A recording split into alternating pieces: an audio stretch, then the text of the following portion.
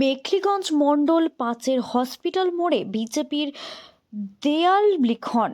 উপস্থিত ছিলেন জলপাইগুড়ি সাংগঠনিক জেলা বিজেপির সাধারণ সম্পাদক মাননীয় দতিরাম রায় মহাশয়, মেখলিগঞ্জ ৫ নম্বর মণ্ডলের সভাপতি আসেকার রহমান মহাশয়, মণ্ডল সহসভাপতি চন্দন বিশ্বাস মহাশয়, যুব মোর্চার নেতা অধেশ রায় মহাশয়।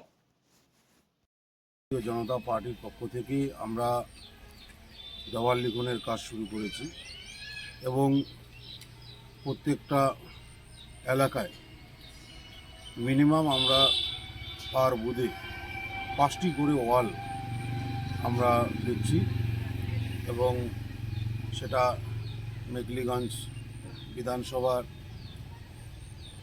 5 নম্বর মণ্ডলে হাসপাতাল পাড়ায় এই ওয়াল লেখা শুরু হলো।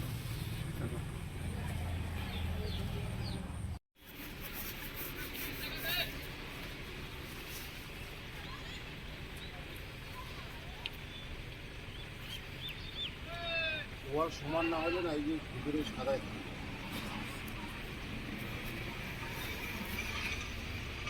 ওয়াল সমান তাই রং করি, হ্যাঁ, যার ওয়াল সমান তাই রং করি।